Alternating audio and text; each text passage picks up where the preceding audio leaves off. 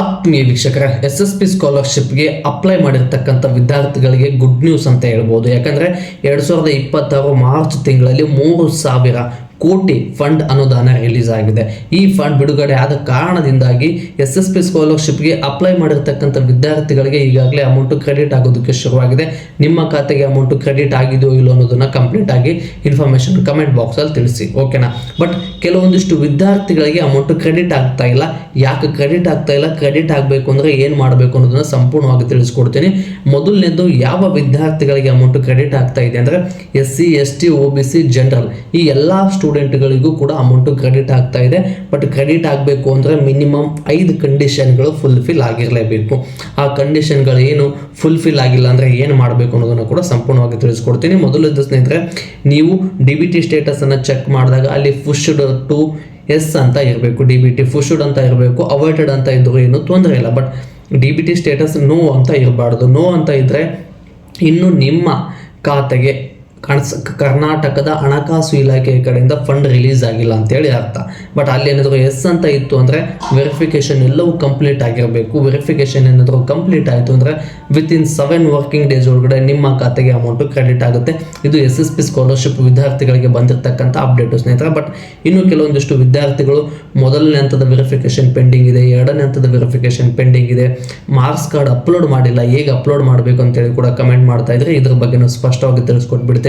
ಮೊದಲನೇದು, ಮೊದಲನೇ ಮತ್ತು ಎರಡನೇ ಹಂತದ ವೆರಿಫಿಕೇಶನ್ ಏನಾದರೂ ಪೆಂಡಿಂಗ್ ಇತ್ತು ಅಂದರೆ ನೀವು 1902ಗೆ ಅಪ್ಲಿಕೇಶನ್ ಹಾಕಬೇಕಾದ್ರೆ ಯಾವ ಮೊಬೈಲ್ ನಂಬರನ್ನು ಕೊಟ್ಟಿರ್ತೀರಲ್ವ, ಇದೇ ಮೊಬೈಲ್ ನಂಬರಿಂದ ಕಾಲ್ ಮಾಡಬೇಕು.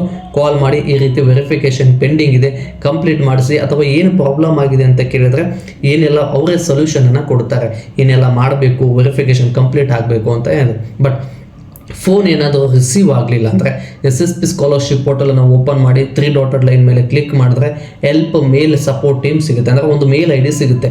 SSP ಸ್ಕಾಲರ್ಶಿಪ್ಗೆ ಅಪ್ಲೈ ಮಾಡಬೇಕಾದ್ರೆ ಯಾವ ಮೇಲ್ IDಯನ್ನು ಕೊಟ್ಟಿರ್ತೀರಲ್ವ, ಇದೇ ಮೇಲ್ IDಯಿಂದ ನೀವು ಡೈರೆಕ್ಟಾಗಿ SSP scholarship DBT status check ಮಾಡಿದಾಗ ಒಂದು ಪೇಜ್ ಶೋ ಆಗುತ್ತೆ. ಆ ಪೇಜನ್ನು ಮತ್ತು SSP ಸ್ಕಾಲರ್ಶಿಪ್ಗೆ ಅಪ್ಲೈ ಮಾಡಿದ ಮೇಲೆ ಒಂದು ಜೆರಾಕ್ಸನ್ನು ಕೊಟ್ಟಿರ್ತಾರೆ.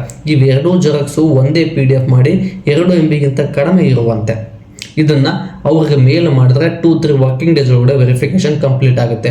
ಫೋನು ಮಾಡಿದ್ವಿ, ಕಾಲು ಮಾಡಿದ್ವಿ, ಆದರೂ ಕೂಡ ವೆರಿಫಿಕೇಶನ್ ಕಂಪ್ಲೀಟ್ ಆಗಿಲ್ಲ ಅಂದರೆ ನೀವು ನಿಮ್ಮ ಕ್ಯಾಟಗರಿಗೆ ಸಂಬಂಧಪಟ್ಟಿರ್ತಕ್ಕಂಥ ತಾಲೂಕು ಆಫೀಸ್ಗಳಿರುತ್ತೆ.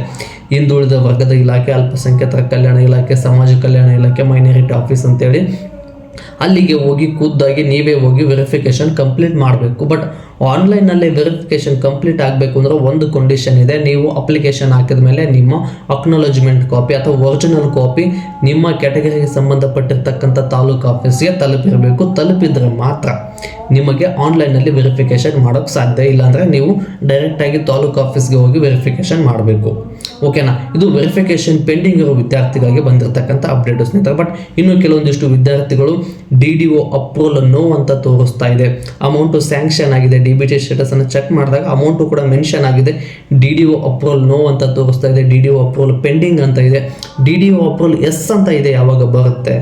DDO ಅಪ್ರೂವಲ್ ಎಸ್ ಅಂತ ಆಗಿ 1 ಮಂತ್ ಆದರೆ ಮಾತ್ರ ನಿಮಗೆ SSP ಸ್ಕಾಲರ್ಶಿಪ್ ಹಣ ಬರುತ್ತೆ. ಯಾಕಂದರೆ ವೆರಿಫಿಕೇಶನ್ ಕಂಪ್ಲೀಟ್ ಆದ್ರ ಮೇಲೆ ಮಾತ್ರ DDO ಅಪ್ರೂವಲ್ ಎಸ್ ಅಂತ ತೋರಿಸುತ್ತೆ.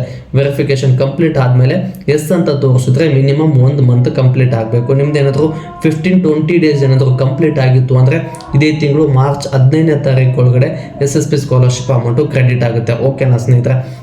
ಬಟ್ ಇನ್ನು ಕೆಲವೊಂದಿಷ್ಟು ವಿದ್ಯಾರ್ಥಿಗಳು DDO ಅಪ್ರೂವಲ್ ನೋ ಅಂತ ಇದೆ. ಯಾಕೆ ನೋ ಅಂತ ಇದೆ ಅಂದರೆ ನೀವು ಪ್ರಿವಿಯಸ್ ಇಯರ್ ಮಾರ್ಕ್ಸ್ ಕಾರ್ಡನ್ನು ಅಪ್ಲೋಡ್ ಮಾಡಿಲ್ಲ. ಯಾಕಂದರೆ SSP ಸ್ಕಾಲರ್ಶಿಪ್ಗೆ ಅಪ್ಲೈ ಮಾಡಬೇಕಾದ್ರೆ ನಿಮ್ಮ ಪ್ರಿವಿಯಸ್ ಇಯರ್ ಮಾರ್ಕ್ಸ್ ಕಾರ್ಡ್ ಇನ್ನೂ ಬಂದಿರೋದಿಲ್ಲ. ಈ ವಿದ್ಯಾರ್ಥಿಗಳು ಮಾರ್ಕ್ಸ್ ಕಾರ್ಡ್ ಅಪ್ಲೋಡ್ ಮಾಡದೇ ಇರೋ ಕಾರಣದಿಂದಾಗಿ DDO ಅಪ್ರೂವಲ್ ನೋ ಅಂತ ತೋರಿಸುತ್ತೆ. ಯಾವ ರೀತಿ ಅಪ್ಲೋಡ್ ಮಾಡಬೇಕು ಅಂದರೆ ನೀವು SSP ಸ್ಕಾಲರ್ಶಿಪ್ ಪೋರ್ಟಲ್ ಓಪನ್ ಮಾಡಿದ ಮೇಲೆ ಪ್ರೀವಿಯಸ್ ಇಯರ್ ಸ್ಟೇಟಸ್ ಅಂತ ಇರುತ್ತೆ. ಅಲ್ಲಿ ಹೋದರೆ ಪ್ರಿವಿಯಸ್ ಇಯರ್ ಮಾರ್ಕ್ಸ್ ಕಾರ್ಡು ನಿಮ್ಮದು ಅಪ್ಲೋಡ್ ಮಾಡುವಂಥದ್ದು ಪೆಂಡಿಂಗ್ ಇರುತ್ತೆ.